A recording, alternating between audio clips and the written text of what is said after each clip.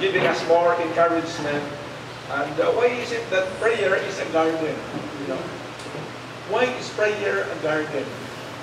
Because in the garden, you will be expecting tomorrow it will yield flowers, it will yield fruits that will come. So it will be fresh fruits. So as they sing, I remember why prayer is a garden. It is compared to a garden. So meaning when we are engaging in prayer, it's like a garden, or we could expect fruits that will come, flowers that we need, and the Lord will answer as we come to Him in prayer. Are you ready for the Word? Yes. Who is expecting that this Sunday when I go to church, I will be blessed with God's Word?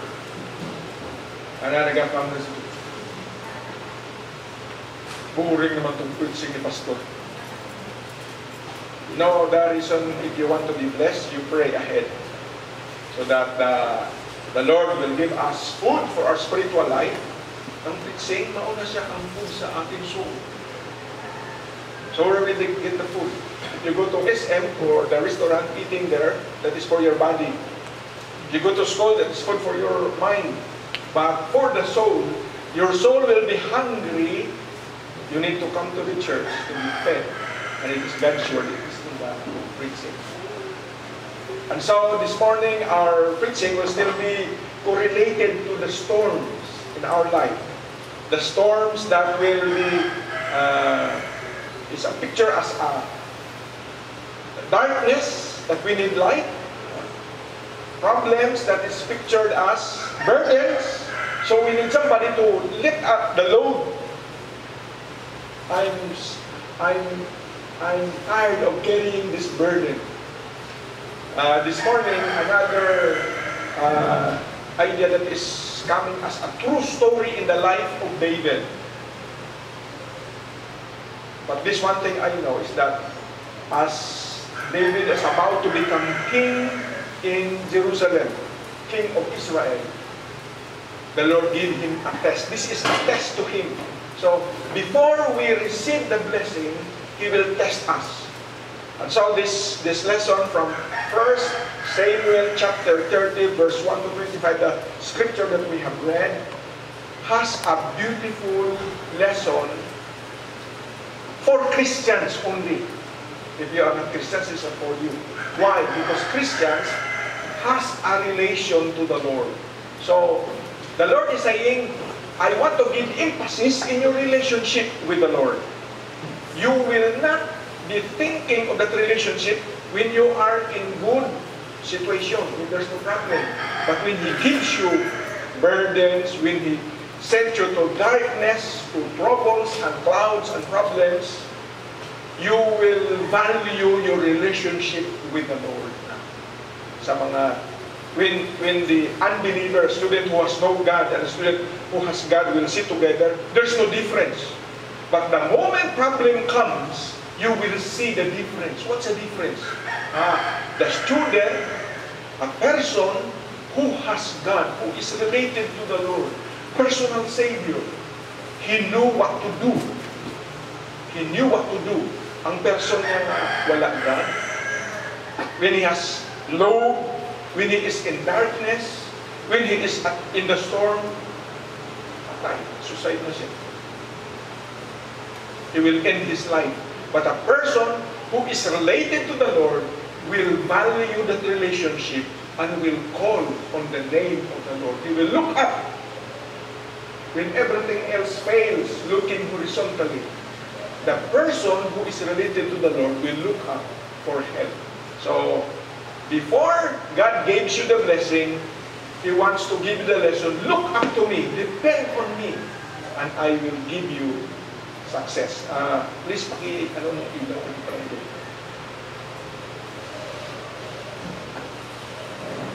Okay.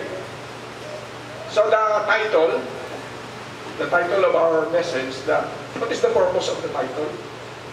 This will help you remember the lessons we're about to study. Okay? Uh, the title is Strengthen, because he is so weak. When you are in problems, when you have problems, when you have no money to pay the tuition, when you cannot join the activities because you have no money, you are so weak, you have problems. But during that time, because of your relationship with the Lord, you will experience, you will feel the strengthening of the Lord. Strengthened by the Lord while passing through the storm. This is true in the experience of David. The Lord shakes him, gives him, permits trouble in his life. So David will know, when this problem happens, where will I turn? Where will I get strength when I am weak? This is written for you and for me. So that in the same time when we experience weakness, where shall we turn? Turn to the Lord to be strengthened in passing through the storms of your life. Okay? First, I will tell you the background of the story. Do you know? Because in our scripture reading, it is already narrated in there, in our scripture reading. So in our scripture reading, we know that this was the time when David was chased by Saul. So he was staying in the kingdom in Israel, and he was the singer of the king. At the time when King Saul has a problem and trouble, David is his singer. Do you know that in courts, in the palace, there are singers, yung mga musician? Because when the king is having an evil spirit or in trouble, in difficulty, grief, what will you do? You play the piano, you play the organ, and that is the music, the song will be your strength, will comfort you. So, because of that, he was chased by King Saul, and so David fled with the help of his friend Jonathan, the son of the king. So when he fled, there are also people who experienced the same. They have also problems, so they gathered to David, and David started to gather his men, his soldiers. People who are also discontented and having problems, they gathered to David. Now, but the wrong thing that had happened was that David worked with a king who is not a believer, who don't believe in God. So later on, when they worked there, the place, their home was left without soldiers to protect. The enemy, the Amalekites, attacked their place. David and his men were so tired for a day's work. When they returned home, approaching the place, their home, they saw smoke. May smoke na rin. Kita mo smoke. The place where they lived, that is Ziklag, was burning. Their homes, their beautiful homes, the things they owned, their cattle, their clothes, everything, children, but they were taken captives. So their wives, their children were taken captives, and then their house were burned. So approaching, oh, what is this? This is a big problem. That is a storm in life. So note here that this is David's experience. Before, because after these storms, David, you count, 1, 2, 3 days, he will be now king in Jerusalem. David doesn't know that. But God knew the program. So before David can become a king, God gave him this test, this problem, so that he will be teaching David to trust me. When you will be king in Israel, you will have big problems. But if you know the solution to depend on me, so that is the preparation. Now, approaching, there was that burning. So, losses. Storms is not actually only wind. Storms could be losses. You lose your house. Burn. More added to that, the children, wives were carried away captives. So, They are merciful. But another added trouble to David, what? His men turned to him and blamed David. You are supposed to be blamed because you brought us there.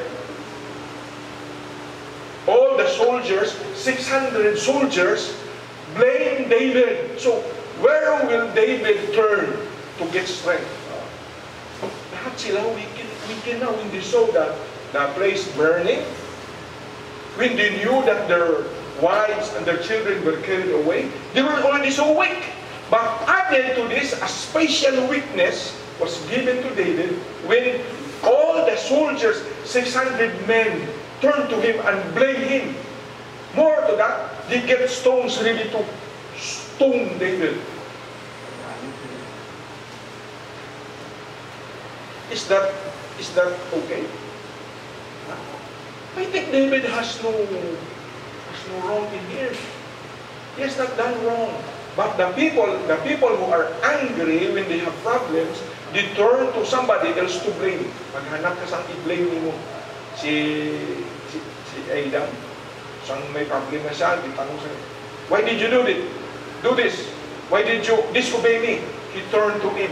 Ito siya, experience this. Later on, when you have problem, maghanap ka sang, you pass the buck. You blame others.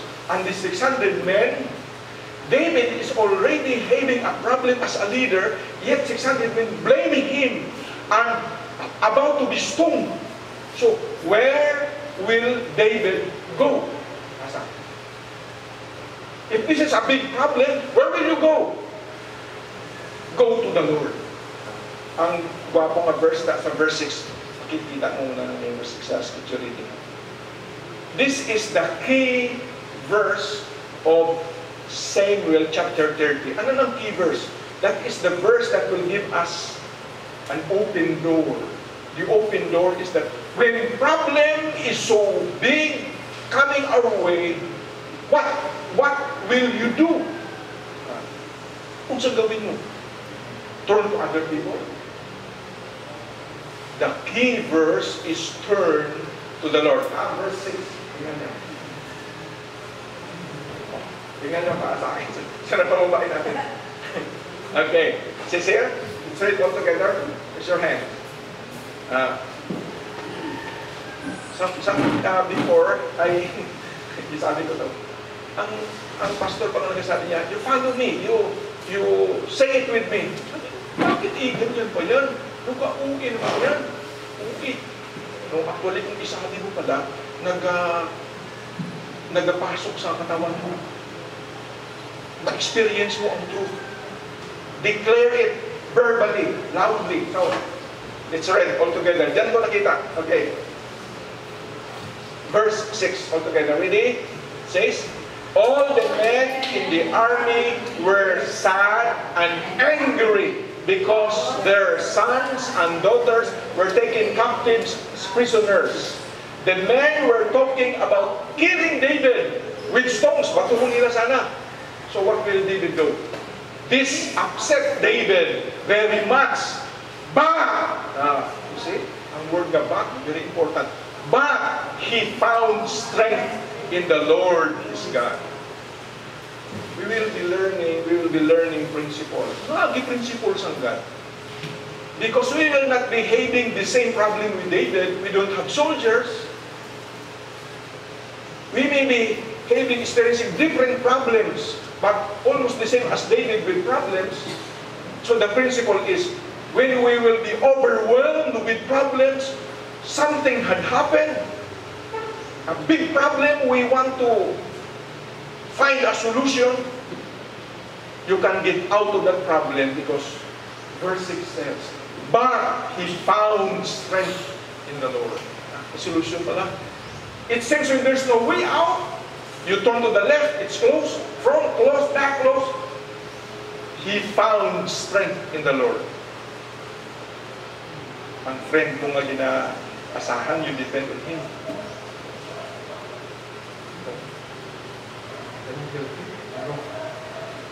Where will I turn?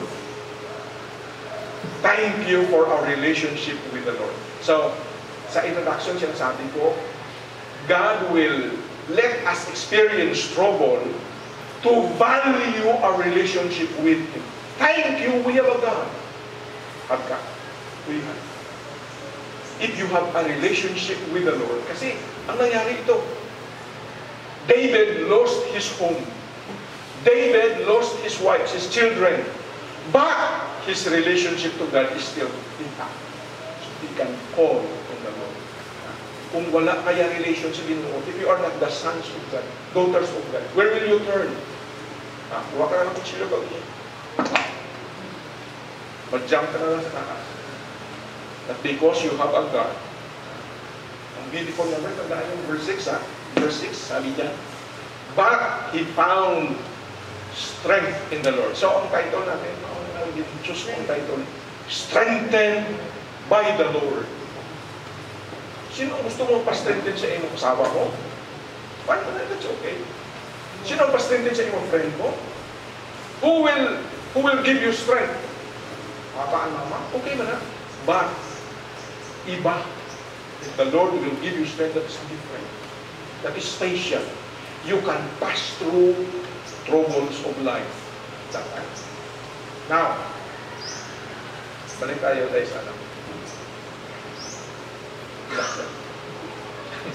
Okay, ito. Oh. What a personal relationship God can do to you. Says here. Because of that relationship you have with God. What good it will be to me if I have a God. In ordinary times, wala. What good it will give me if I have Lord in my life, if I accept the Lord Jesus Christ. In sunny times, it's okay. No, you could not see the value. But when you are in troubles and in pain and in big problem, you will see, this is it. My relationship to God is very important. That is a rope that will save your life. So it is here. There is one thing that the Amalekites could not take from David. The Amalekites has taken his wives, dalawang asawa niya at that time, children, daughters, burned the house, but the Amalekites could not take his relationship to God. Inaasa niya puso. And that relationship to God is the reason why he turned to God and found strength in times of weakness. Oh. Later on, na-experience natin na weak na wala na. There is not even voice that you could shout. You do everything. You do the best that you can. Wala na. No other source. But your relationship to God is the one that will help you. So it says here, although we could no longer say, my house, kay nasunog na, my position, taken away, but he still could say, my God, he has still a relationship with the Lord, that the Amalekites could not take away. So beautiful pa na, you value it. But people will come in and rob us with things. They'll burn this building. But if you have a relationship with God, nobody will take it from you in your heart. Next. Now, that's the picture of Siklag burning. Ang Bible pala, the Bible is picturing, giving us a true picture of life. Pag mag-read ka sa Bible, let your heart and your mind be in there. Ma-feel mo. Ikaw si David. Pag-approach mo sa iyong place, it's burning. What will I do? See that? And see, here you will, please, next. All the men in the army were sad and angry because of their sons and daughters were taken away as prisoners.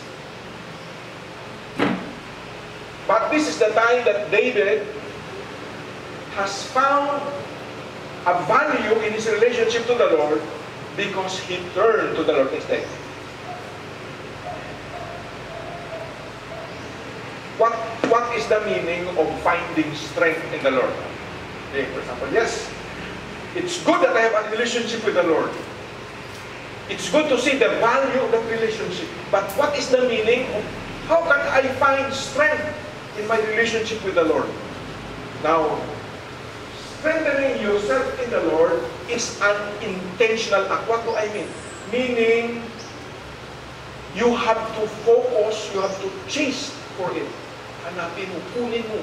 It's not given to you, the strength of the Lord is not given to you passive. Ulat ako din mo. You have to intentionally chase after it. Inang si David, with grief and problem and crying, no more strength in him. He finds strength in chasing after God. That is intentional act. It is not something that just happens as you wait, as you are passive, doing nothing. No, don't wait. Chase after the Lord. It is an intentional act. Ginasadya mo. Sadyain mo. Gather your strength and in your weakness find the Lord. And it says here, when it says, David strengthen yourself in the Lord, the word, the Hebrew word, means persistent or continuous. Hindi lang, try ko, I fail. Stop na ako, surrender na ako. No. Meaning, David has tried. Imagine mo si David, pag tingin niya sa ilang place na nag-burn, nag-think, maybe my wife and my children are taken as captives. So he was wicked. Harapin mo sa some soldiers, nagbatuhong, nag-i-blame. This is so much. So he turned to the Lord and continuously chased after the Lord. So it is a persistent, continuous effort. Hindi na siya madali. Our Bible engagement, our solitary time with the Lord should be like that. Inamasay ka, Lord, kung Lord, if I have time, if I'm not busy, then I will sit down and will talk to you.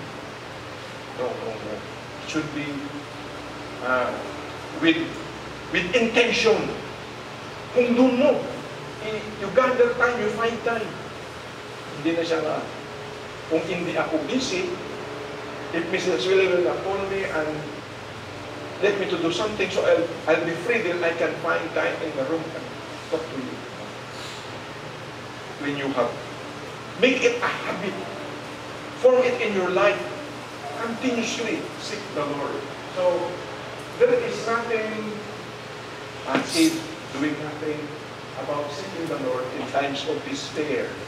Our desperation should lead us to pursue, seek the face of God. Si Moses na, ay, beautiful ang sabi ni Moses, Lord, I have always seen your hands. It's the hand of provision, giving us manna, leading us on the way. I see your hands. But I want to see your face. Tagaan siya, si Moses sabi niya, I'm not content to Lord with your hands. I want to see your face. This is the meaning. When we seek the Lord to be strengthened by Him, we don't want provision of the Lord. It's good. We need that. But we want His face. Nang sabi mo ba, Ma, doon ka sa Saudi, padalik lang ko pira. Nakamang silbi. I don't need your money. Come home. I want to see your face. I want to hug you. Strength from the Lord is to be persistent. Seeing His face, because when you see His face, you have His hands. Right? Kung hands lang, without the face, you just turn. You just get something in the hands and turn your back. I don't need you. But when you say, Moses, I need your face, Lord. I want to see your face. You want wholeness for the Lord in you. Next. So this morning, we have here 4 principles. Iisip ko, sabi ko, no, ang ending story ni David na ang principles ang ating usapan. Because the Lord told me, Joshua, these people, you and these people will not be experiencing the same as David na sa siglan sila magmasunog. They have no soldiers. We will be facing a different situation but the same problem. So, if I give you the principles, you could apply. Meaning, kung ito, this was written that we could get principles and apply it to our lives. As a student, you could apply the principle. As a worker in the office, as a papa and mama, the same principle. May problem na heavy, itong principle gamitin mo. So, this morning, let us note these 4 principles to guide us as we seek to be strengthened. Gusto mo strengthen ka ng Lord? So, mark these 4 principles. This will be our resources. Our resource that should always be used. Now, when you read the Bible, you should pick up the principles and apply it in your lives. Now, shorten na natin to. Briefly, the first principle. Next. Okay, itong number 1 na principle.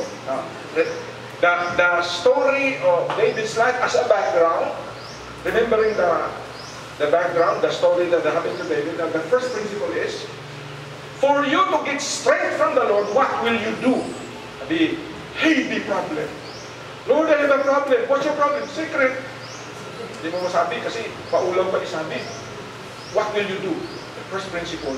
Thank you, we have a God who hindi ka i-chismis. Paulang po minsan pag isabi kayo, i-chismis ako na ko.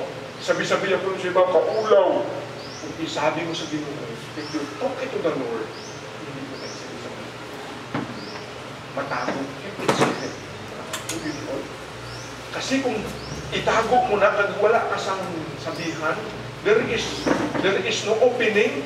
It will be like a volcan that will boom. Pero kung may opening, isabi mo sa Panginoon, you will feel nakapahulay ka. What ang so number 1, seek direction and guidance from God. When you are weak, having big problems, darkness in your life, storms of life you experience, what will you do? Number 1 principle, seek direction and guidance from the Lord. Anak sa verse 7 and 10 na siya. Turuan kita sa Bible. Kung may problem ka, Joshua, turn to God. Ask, Lord, I want to ask you guidance and direction. What will I do with this problem? How can I get out from this problem? What will I do, Lord? Ipan mo na sa iba, tawanan ka ba? Sabi mo sa iya. How do we know that David did this? Verse 7, number 7. Please.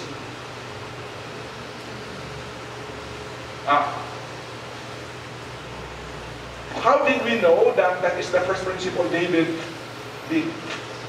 Because in verse 7, David ordered, may priest sila, naka sila priest. Yung mga kingdom, naka na sila priest. Ang kingdom sa may priest.